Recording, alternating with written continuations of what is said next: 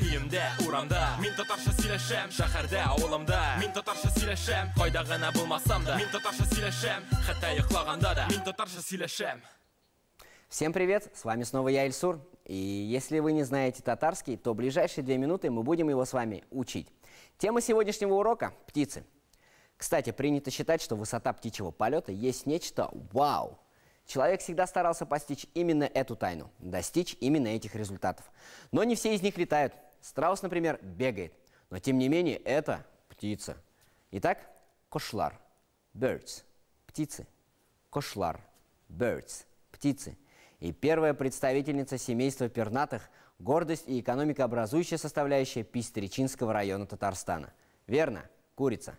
Тауок, hen, курица. Тауок, hen, курица. У нее, конечно же, есть маленькие детишки, которых она бережет и всегда собирает под своим крылом. Щеби, chicken, цыпленок. Щеби, chicken, цыпленок.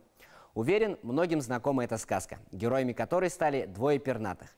Жили у бабуси 2 веселых гуся. Кос, гус, гусь.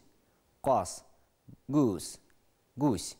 Одним из героев сказки Ганса Христиана Андерсена был лебедь, которого называли гадким утенком. И один известный клуб в НХЛ носил этот символ на груди. Анахайм Mighty Ducks.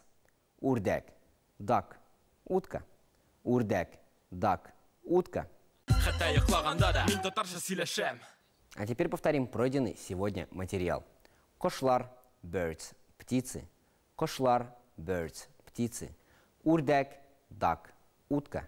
Урдек, дак, утка. Кос, гусь, гусь. Кос, гусь, гусь. Тауок, hen, курица. Тауок, hen, курица. Щеби, chicken, цыпленок. Щеби, chicken, цыпленок.